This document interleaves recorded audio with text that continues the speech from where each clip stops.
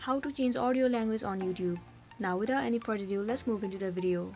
First of all, head over to your application YouTube. You'll be landing on this page.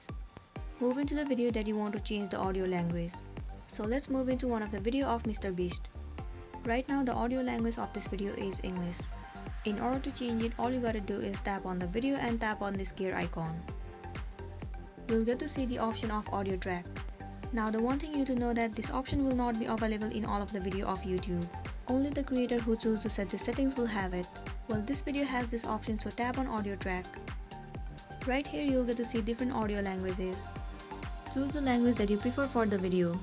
So let me choose the Spanish dubbed. There you go, now the language of this video will be changed into Spanish. Likewise, you can change other language if you want. So this is it for today, and this was a tutorial video on how to change audio language on YouTube. I really hope this video is gonna help you out. Thank you for watching it till the end.